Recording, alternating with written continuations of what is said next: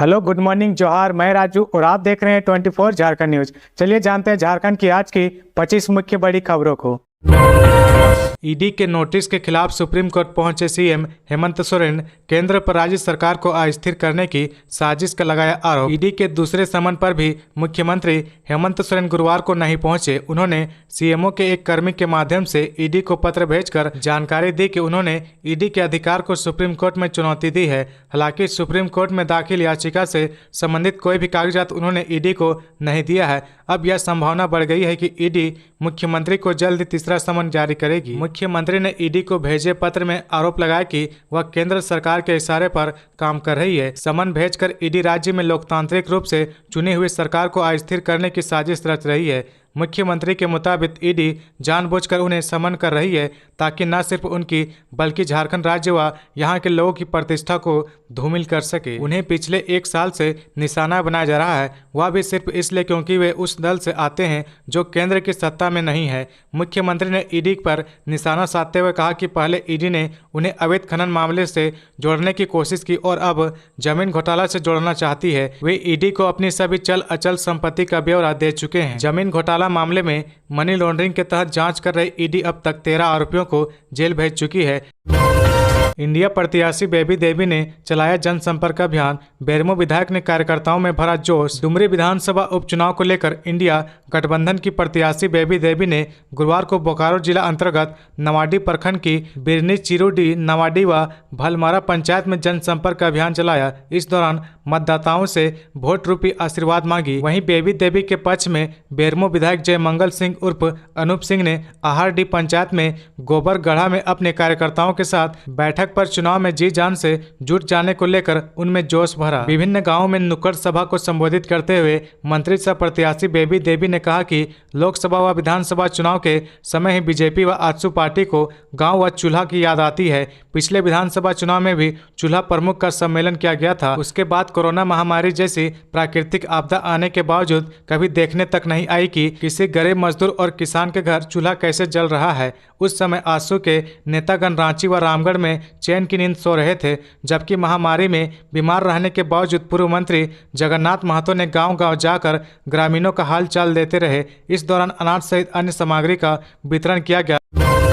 सूखे की मार झेल रहा झारखंड को 100 करोड़ की सहायता राशि देगा केंद्र सरकार। केंद्र सरकार जल्द ही झारखंड के सुखाड़ प्रभावित 9 जिलों में राहत योजना चलाने के लिए 100 करोड़ रुपए उपलब्ध कराएगी। इसे लेकर कृषि विभाग की ओर से सभी जिलों के उपायुक्त से रिपोर्ट मांगी गई है। रिपोर्ट में अब तक उपायुक्तों ने जिलों की स्थिति से विभाग को अवगत करा दिया है। बाकी 3 जिलों से रिपोर्ट मिलना बाकी है। इसे लेकर कृषि विभाग की ओर से दोबारा पत्र लिखा गया है। केंद्र ने लगातार सुखाड़ की चपेट में आने वाले झारखंड के 9 जिलों को राहत योजना के लिए चयनित किया है। यह 15वें वित्त योजना के तहत उक्त राशि उपलब्ध कराई जाएगी। केंद्र सरकार ने इसके लिए एक निर्धारित फॉर्मेट विभाग को भेजा है। फॉर्मेट में इन जिलों से संबंधित पूरी जानकारी उपलब्ध करानी है। केंद्र सरकार ने इसके लिए 15 अगस्त की तिथि निर्धारित की थी, लेकिन विभाग को सभी जिलों से रिपोर्ट नहीं मिलने की वजह से इसे केंद्र को नहीं भेजा जा सका है। केंद्र के आपदा प्राधिकार ने राज्य के धनबाद, गुमला, रामगढ़, पलामू, गढ़वा, लातेहार, दुमका, बोकारो, पश्चिमी सिंहभूम जिले को चयन किया है। जमशेदपुर में लगेगा देश का पहला हाइड्रोजन इंजन निर्माण संयंत्र। 354 करोड़ का निवेश करेगा टाटा। मुख्यमंत्री हेमंत सोरेन के प्रयास से जमशेदपुर में देश के पहले हाइड्रोजन ईंधन से जुड़े उद्योग की स्थापना होगी। इसे लेकर शुक्रवार को प्रोजेक्ट भवन में 354.28 करोड़ रुपए के निवेश से संबंधित एमओयू पर सीएम की उपस्थिति में हस्ताक्षर होगा। एमओयू पर हस्ताक्षर उद्योग विभाग, झारखंड सरकार और TCPL green energy solution private limited के बीच होना है। इस एमओयू के साथ ही देश के पहले हाइड्रोजन ईंधन से जुड़े उद्योग के स्थापना का मार्ग प्रशस्त होगा। मुख्यमंत्री ने बीते 28 जुलाई को मोटर्स टाटा मोटर्स लिमिटेड एवं मोटर्स क्यूमिंग इंक अमेरिका के संयुक्त उपक्रम TCPL green energy solution private limited को जमशेदपुर में निवेश के प्रस्ताव को सहमति दी थी। झारखंड औद्योगिक एवं निवेश प्रोत्साहन नीति 2021 के वर्गीकृत क्षेत्रवार बड़ी परियोजना से प्राप्त होने वाले निवेश तथा प्रत्यक्ष नियोजन के आधार पर इकाई का वर्गीकरण मेगा श्रेणी के अंतर्गत किया गया है। रांची में कल जुटेंगे देश भर के आदिवासी समुदाय के प्रतिनिधि। रांची में शनिवार को देश भर के आदिवासी समुदाय का जुटान होगा। 26-27 अगस्त को ललगुटवा में राष्ट्रीय आदिवासी समिट होना है। आयोजन राजीव पहड़ा सरना प्रार्थना सभा भारत व जेएस कर रहा है। यह जानकारी प्रार्थना सभा के राष्ट्रीय प्रवक्ता संजय पाहन ने दी है। बताया कि 2 दिनों तक चलने वाले इस कार्यक्रम में आदिवासी बुद्धिजीवों के साथ चर्चा होगी, जिसमें समान नागरिक संहिता कानून, आदिवासियों के ज्वलंत मुद्दे, 5वीं अनुसूची, पेशा कानून, मणिपुर, मध्य प्रदेश में हुई पेशाब कांड, CNT SPT एक्ट सहित अन्य आदिवासी हितों के लिए बनी कानूनों पर चर्चा की जाएगी। साथ ही राष्ट्रीय स्तर पर एक प्रेशर ग्रुप तैयार किया जाएगा जो देश भर में आदिवासी के ऊपर हो रहे हमले व उनके संवैधानिक अधिकारों के हनन को लेकर मुकर रूप से काम करेगा।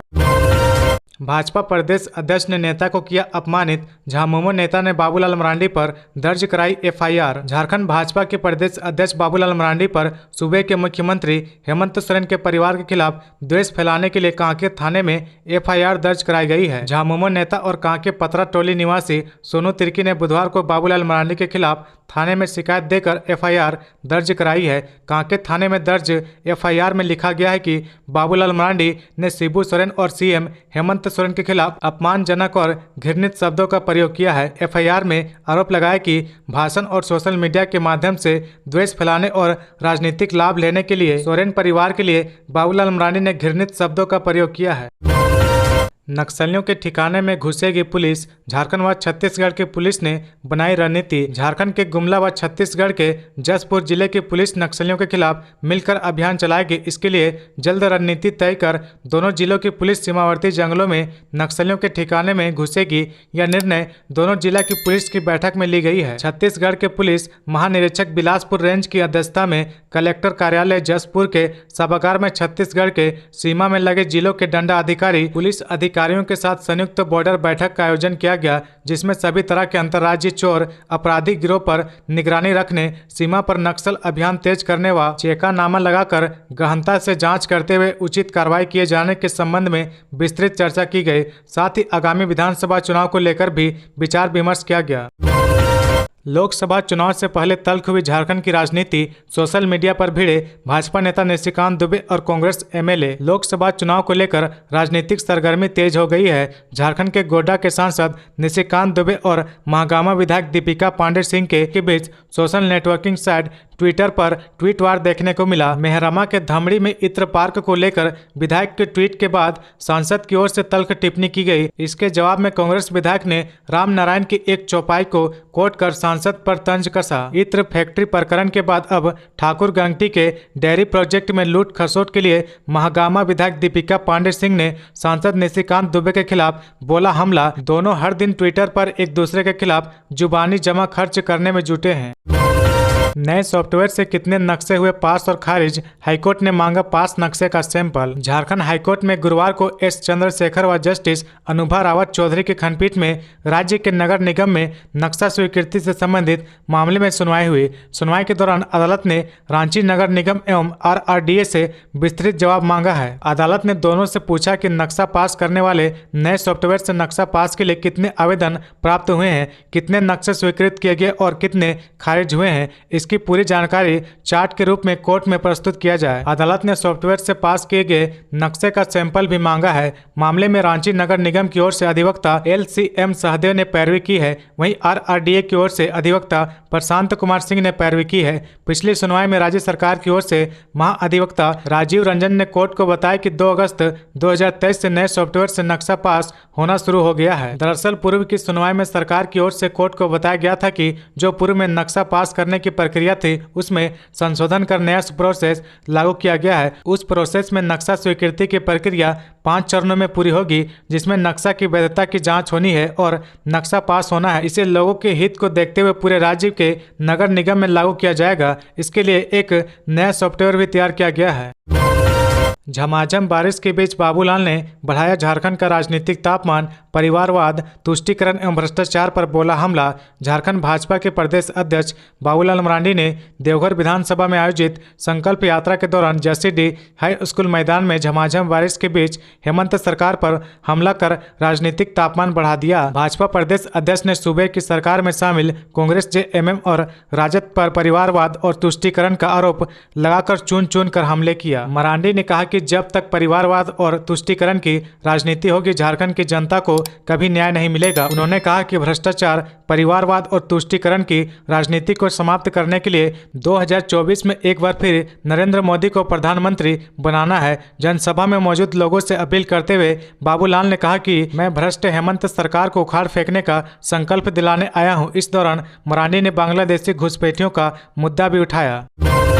राष्ट्रीय दिव्यांग क्रिकेट टीम में टाटी झरिया के ऋषिकेश का हुआ चयन। हजारीबाग जिला अंतर्गत टाटी झरिया का रहने वाला दिव्यांग क्रिकेटर 18 वर्षीय ऋषिकेश चौधरी का बीसीसीआई द्वारा मध्य प्रदेश के ग्वालियर में 8 सितंबर 2023 से आयोजित मेयर कप और राजस्थान के उदयपुर में 25 सितंबर से होने वाले तीसरे नेशनल T20 क्रिकेट में चयन हुआ है। इस चयन को लेकर परिवार सहित क्रिकेट खिलाड़ियों में खुशी का माहौल है। टाटी झरिया निवासी संजीत चौधरी और रीना चौधरी के पुत्र ऋषिकेश का क्रिकेट के प्रति उसका जुनून शारीरिक दिक्कतों को पीछे छोड़ राज्य और राष्ट्रीय स्तर पर कुछ करने के लिए प्रेरित कर रहा है। इसके पहले ऋषिकेश झारखंड टीम से बिहार में क्रिकेट खेल चुका है। 2 भाई और 1 बहन में सबसे बड़े ऋषिकेश का क्रिकेट के प्रति जुनून बचपन से ही रहा है। दाहिने पैर से दिव्यांग होने के बाद ऑलराउंडर प्रदर्शन से वह अपने बलबूते टीम को कई टूर्नामेंट जिता चुका है। किसान आंदोलन में भटक कर दुमका आ गया था पंजाब का मुख्य बधिर बालक, अब लौट रहा अपने घर। पंजाब के मोगा जिले का 10 वर्षीय बालक जो किसान आंदोलन के दौरान अपने पिता से भटक कर दिल्ली से दुमका पहुंच गया था, उसे बाल कल्याण समिति के प्रयास से वापस उसके घर भेज दिया गया है। जब से वह किशोर भटक कर यहाँ पहुंचा था, तब से पिता पुत्र के बारे में उनके परिवार को कोई जानकारी नहीं थी। पिता से बिछड़ कर यह बालक किसी तरह से दुमका पहुंच गया था। मुख्य बधिर होने के कारण बालक के घर और परिवार के बारे में जानकारी हासिल करना कठिन काम था, पर बाल कल्याण समिति ने अंततः इस बालक के परिवार को खोज निकाला। कांग्रेस के प्रवक्ता आभा सिन्हा ने कहा कि G20 के जरिए चुनावी प्रचार कर रहा केंद्र। झारखंड प्रदेश कांग्रेस कमेटी के प्रवक्ता आभा सिन्हा ने कहा कि मोदी सरकार देश में हो रहे G20 सम्मेलनों का पूरा फायदा उठा रही है और इसको लेकर जमकर चुनावी प्रचार किया जा रहा है। सरकार G20 सम्मेलनों के जरिए देश का ध्यान मुद्दों से भटकाने के लिए कर रही है और इस संगठन की बैठकों को लेकर भारतीय जनता पार्टी का चुनावी प्रचार जमकर किया जा रहा है। अन्य देशों में भी G20 के सम्मेलन होते हैं, लेकिन वहां इस तरह का प्रचार नहीं चलता। उन्होंने कहा कि G20 का गठन 1999 ईस्वी में हुआ था। इसमें दुनिया के 19 देश और यूरोपियन यूनियन के सदस्य हैं। इसके गठन से लेकर अब तक बारी बारी से 17 देशों में G20 शिखर सम्मेलनों का आयोजन हो चुका है और अब भारत का नंबर है। यहाँ इसे लेकर जिस तरह का चुनावी कैंपेन चलाया जा रहा है और माहौल बनाने की कोशिश की जा रही है, वैसा किसी भी दूसरे देश में नहीं हुआ है। चंद्रयान 3 की सफलता पर HEC कर्मियों ने निकाली तिरंगा यात्रा। चंद्रमा पर भारत के चंद्रयान 3 उतरने की सफलता से खुश होकर HEC कर्मियों ने गुरुवार को तिरंगा यात्रा निकाली। यह यात्रा ध्रुवा गोल चक्कर से लेकर शहर के शहीद मैदान, सेक्टर 2, बिरसा चौक और हिनू आदि इलाके में निकाली गई। वंदे मातरम और भारत माता की जय के 7 नारे लगाते हुए सामूहिक रूप से सभी कर्मी अपने 2 पहिया वाहन पर सवार होकर निकले। चंद्रयान 3 के सफल लैंडिंग के पीछे HEC का भी बड़ा योगदान है। कर्मियों के अनुसार चंद्रयान को भेजने में HEC का अहम योगदान है। इस यान को प्रक्षेपित करने वाले लॉन्चिंग पैड HEC ने ही बनाया है। यहाँ कई बार इसरो के अधिकारी आ चुके हैं। उनके दिशा निर्देश पर बने लॉन्चिंग पैड से प्रक्षेपित चंद्रयान ने भारत के चांद पर विजय का परचम लहरा दिया है। इससे HEC के अधिकारियों और कर्मचारियों के साथ पूरे झारखंड में अलग खुशी का माहौल है, क्योंकि चंद्रयान 3 को इसरो ने प्रक्षेपण श्रीहरिकोटा से किया। उसका कुछ महत्वपूर्ण उपकरण HEC के द्वारा बनाया गया है। तो ये थी आज की झारखंड की टॉप बड़ी खबरें। इसी तरह झारखंड की हर छोटी सी बड़ी खबर देखने के लिए आप हमारे चैनल 24 झारखंड न्यूज को सब्सक्राइब करके बेल आइकन प्रेस कर ले, जिससे आपको झारखंड की हर छोटी सी बड़ी खबर की अपडेट आप तक पहुंचता रहे। तो आज के लिए बस इतना ही। हमें दीजिए इजाजत, फिर मिलते हैं नेक्स्ट न्यूज में।